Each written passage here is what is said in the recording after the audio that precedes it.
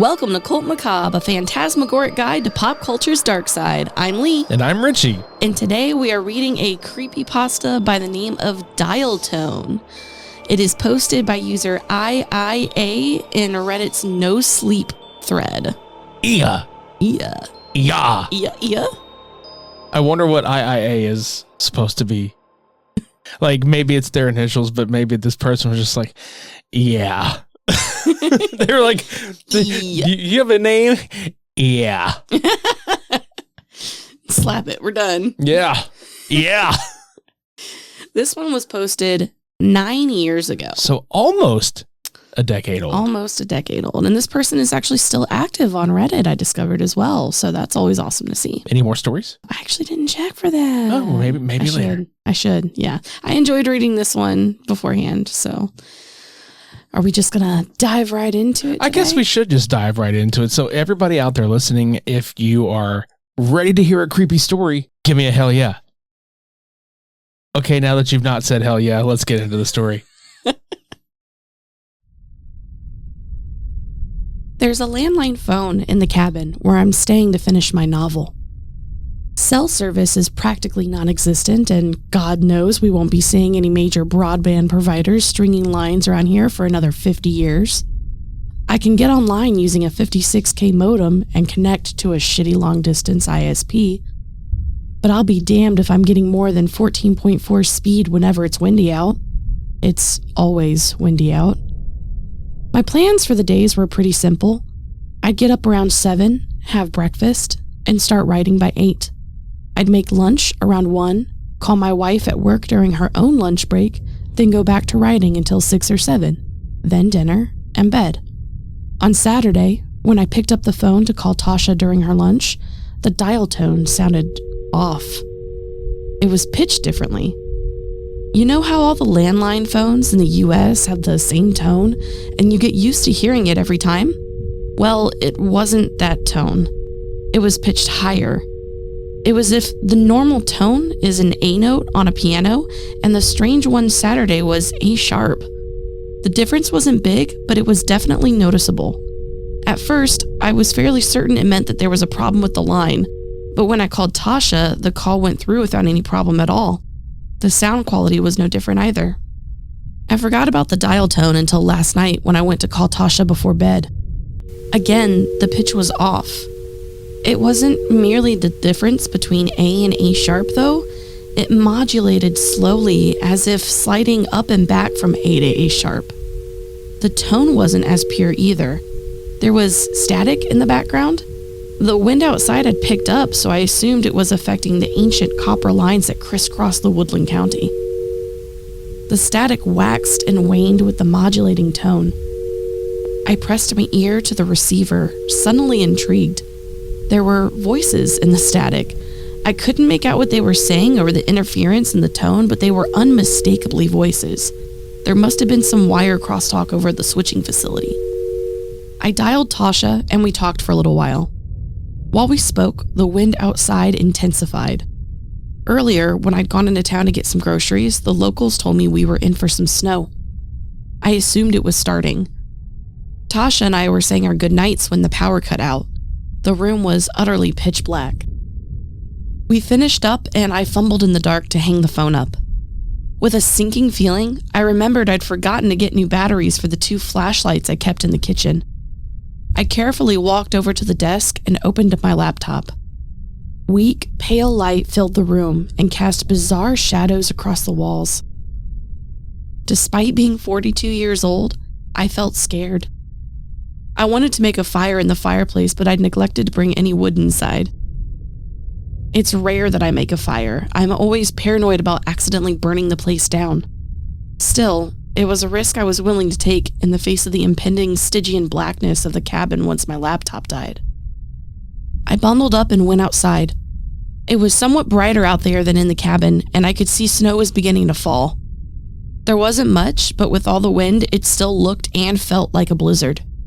I grabbed an armful of wood from under the awning on the sides of the cabin and headed back inside. As soon as I opened the door, I heard it. The phone had fallen from its cradle, and the receiver was emitting extremely loud, dissonant tones. This time, the sounds were entirely unlike anything I'd heard from a telephone. The tone swept through octaves like a damaged siren, frequently punctuated by bursts of static, and beneath it all, the unmistakable timbre of human voices. The hair on the back of my neck stood erect, and my skin's topography was reconstructed by gooseflesh. Buried inside the wailing of the dial tone and the blasts of white noise, I could make out individual words. Declension. New. Lunation. Mutilation. God. The light from my laptop faded into nothingness. I gasped and dropped the wood I'd been carrying. I rushed forward to hang up the phone, but I stumbled and fell, landing heavily on the floor with my head inches from the screaming receiver. The wailing and static stopped. Wind buffeted the wooden exterior of the cabin. Terrified and not knowing what to do, I reached for the receiver to hang it up. When my hand touched the plastic, an enormous crash rattled all sides of the cabin at once, knocking dishes from the cabinets and causing them to shatter on the kitchen floor. I screamed. The phone began making noise again. It started with a normal dial tone, but quickly warbled and warped into a shrill cacophony of sirens, static, and voices. Somehow, I was impelled to put the shrieking receiver to my ear. I fought the impulse with all of my strength, even pushing my left arm against my right to stop it from moving. It was futile. The receiver touched my ear, and the sounds were replaced by a single, hideously loud voice. You're ours.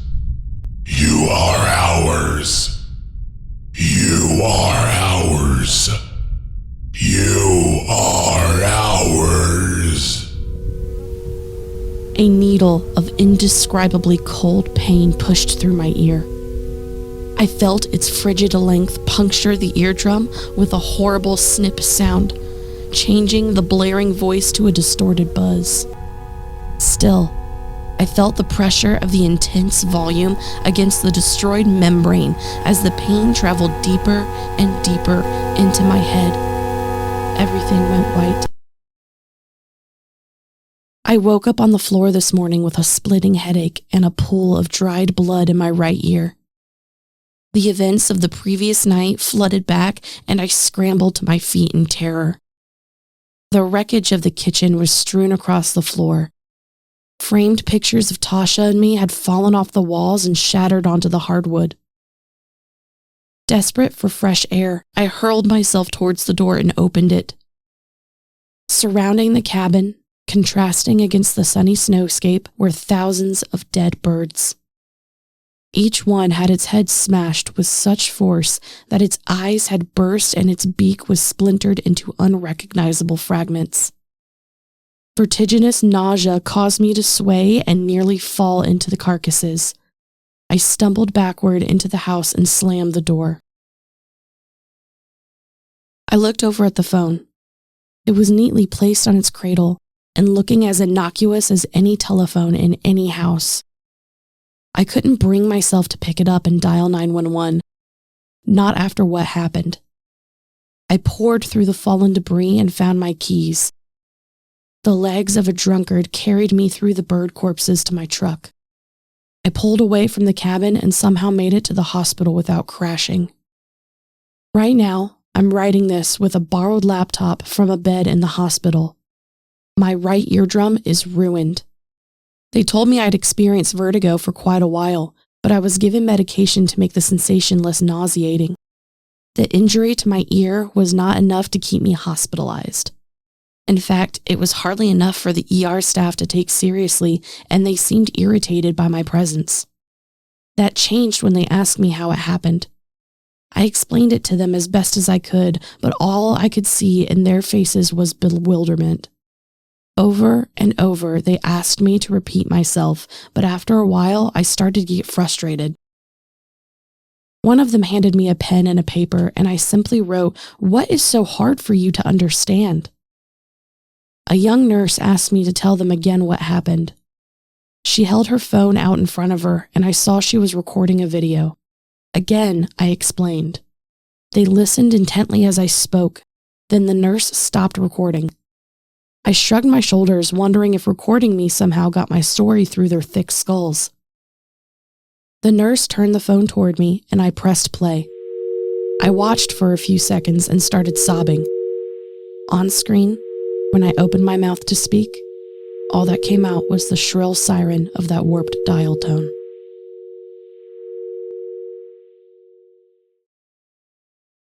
It's like a nightmare within a nightmare. That's horrific for me. First of all, like just the idea of being alone in the middle of nowhere and having to deal with inclement wet weather of any kind is enough to make me extremely nervous. But creepy shit happening on top of that, I would nope out of there so quick. Like for me, I always have had a fear of just anything to like damage hearing. Yeah, that particular portion of it where it describes the pain going through the ear and puncturing it with that specific sound. Ugh. It gives me goose flesh as it says. Goose flesh.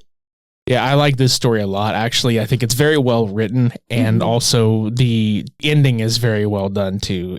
Like it's a good twist. You know what I mean? Sure. Yeah, and I think it's just enough in the realm of believable where it's like, oh, I don't like this. This makes me uncomfortable. And I love the shorter stories that get you like that. I have a very high appreciation for someone who can creep me out in as little text as possible. Right. Because I listen to stuff like this, like on my downtime. I listen to stories. I read stories like this anyway. Oh, yeah. We listen to stuff like this on road trips all the time. Right. But like that's to your point is I have heard several stories before where they're like half hour, 45 minutes. There's a few stories that I've listened to before where it's like a movie length. Oh, yeah. It's not to say the writing is bad, but it's sometimes those stories are way less impactful than these like short, bite-sized stories, you know? Sure. Just this kind of sitting up there. Because we talk about like when we read like creepypastas or we come across creepypasta, there's always like that level of like, is this up there with classic stuff? Does this deserve hype? Yeah. Right. Sure. And I do think like as far as short horror stories go, yes, I think that this is a nice little good one to give you the creepies. Is it going to give me a nightmare? No. Well, I think about it later. When I'm on my own, yeah, absolutely. When I'm by myself, I'll get creeped out. Anytime you have a ringing in your ear. Oh, now I will. Yeah. See, that's the thing that I was thinking about is how like I have tinnitus, so that like right, but like I don't, but like every once in a while I'll get like a slight ringing in my ear, and I'm just like, what the fuck, and that creeps me out. It's also just extremely uncomfortable. So it's something that's really easy to sympathize with. Had you read or heard about this one previous to us reading it together? Yes. You had? Okay. This was a first time read for me, so. Like just now? Yeah. Well, I mean, I read it before we actually decided to use it for the episode, but, but that's what I'm saying. It was a new read, yeah. Yeah, this is a good one. I came across this one maybe 2 months ago. Yeah, something like that. Because I know you found it before you linked it to me. Yeah, it's a good one. I was like, this is really great. I would love to read this to our audience. I'm really curious if our audience, our listeners, like short stories like this, or they prefer something they can get more invested into that creeps up on them. What are you? What do you feel like your own preference is there? There's like a happy medium for me where I really like short stories, but I don't want something to be so long that like I have to break it apart. Like, if I'm listening to something long, it needs to be during a very long road trip for me to feel invested in it. Yes, that was the struggle with me in Pen Pal. I love Pen Pal and I appreciate it exactly as it is, but I needed a long distance trip to feel immersed. Digest that, yeah. But Dial Tone is 100% up there in terms of short stories that pack a punch. Sure.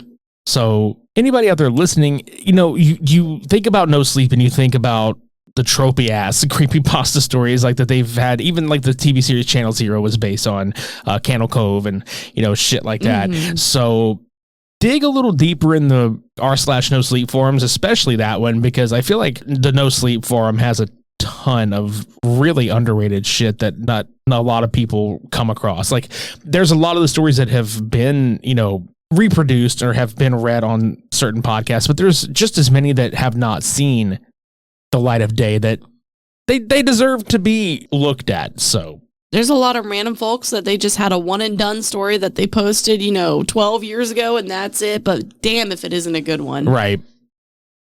I think that about wraps it up for story time here on Cult Macabre. Thank you, user IIA, for your story dial tone. Yeah. We very much enjoyed it.